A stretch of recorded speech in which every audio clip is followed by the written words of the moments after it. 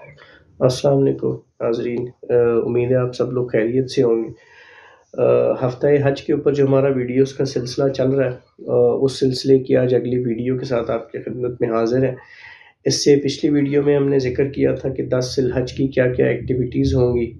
تو اس کے بعد اب آج اگلی ویڈیو میں ہم 11 ذی الحج کی ایکٹیویٹیز کا ذکر کریں گے۔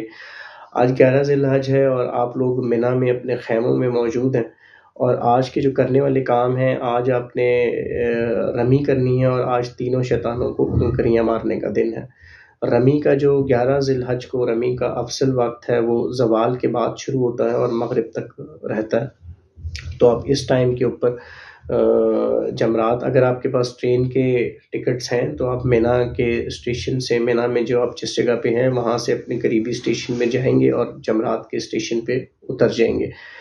اگر آپ کا بسوں کا انتظام ہے تو وہ جو آپ کے نمائندے ہیں مکتب والے یا جو آپ کے مکتب کے لوگ ہیں وہ سب مل کے پھر آپ بس کی طرف جائیں گے اور بسوں سے آپ جمرات چلے جائیں گے، جو بھی آپ لوگ اپنا ٹائم سیٹ کریں گے زوال کے بعد کا۔ اور کسی کا پیدل جانے کا ارادہ ہے تو اسی طرح منی سے لے کے جمرات کی طرف پیدل ایک رستہ جاتا ہے، وہ 1.5 پونے 2 گھنٹے کا رستہ ہے۔ کسی کا پیدل جانے کا ارادہ ہے، بہت سارے لوگ پیدل جا رہے ہوتے ہیں، بہت سارے لوگ ٹرین سے بھی جاتے ہیں جن کے پاس ٹرین کے ٹکٹ ہوتے ہیں، بہت سارے لوگ بس سے جاتے ہیں۔ تو جو بھی آپ کا سلسلہ ہے اس حساب سے آپ لوگ نکلیں گے، جمرات پہنچیں گے۔ اور آج آپ نے کیونکہ تینوں شیطانوں کو کنکریاں مارنی ہیں اور 7 کنکریاں مارنی ہیں، تو آپ کی آج کے دن کی آپ کے پاس 21 کنکریاں آپ کی اس بوتل میں موجود ہونی چاہیے جو آپ نے مزدلفہ سے جمع کی تھی کنکریاں۔ آپ سب سے پہلے جب جمرات کے داخلی راستے سے اندر داخل ہوں گے تو سب سے پہلے آئے گا چھوٹا شیطان۔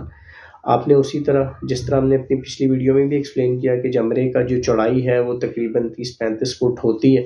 تو آپ جب چلتے چلتے اس کے پہلے ایج پہ پہنچیں گے، وہاں رکنے کی بجائے آپ تھوڑا سا اور آگے بڑھیں گے تو اس جمرے کا جو دوسرا والا ایج ہے اس جگہ آپ دیکھیں گے کہ لوگوں کا رش کم ہے، تو آپ وہاں کھڑے ہو کے اطمینان سے 7 کنکریاں ماریں گے۔ اور پھر کنکریاں مارنے کے بعد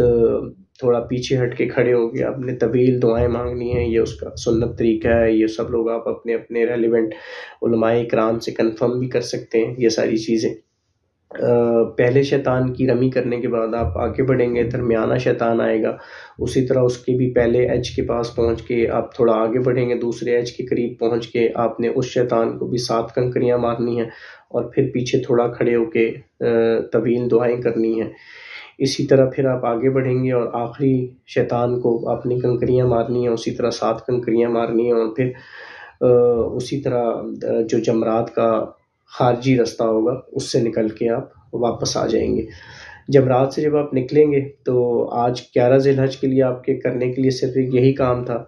اگر آپ نے اب تک طواف زیارہ نہیں کیا، جو 10 ذی الحج کو کرنا ہوتا ہے، جو افضل طریقہ اس کا 10 ذی الحج ہی ہے، لیکن اگر کوئی نہیں کر سکے رش کی وجہ سے، کسی بھی پریشانی کی وجہ سے، تو کوئی مضحکہ نہیں ہے، کیونکہ جو طواف زیارہ ہے وہ 10، 11 اور 12 ذی الحج کو کیا جا سکتا ہے۔ تو آج جس نے کل طواف زیارت نہیں کیا، آج 11 ذی الحج کو وہ طواف زیارت کر لے گا، اور طواف زیارت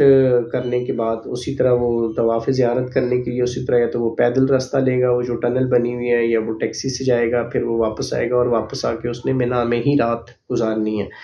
اور 11 ذی الحج کو بھی منی میں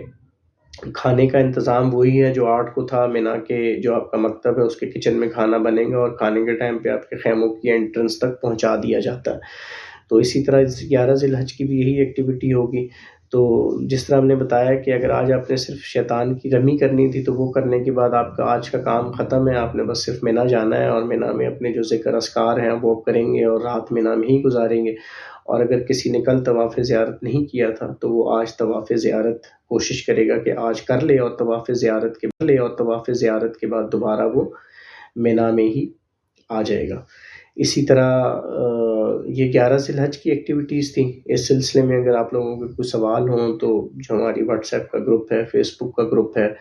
اس پہ پوچھیں، ہم انشاءاللہ آپ کو جواب دیں گے۔ اور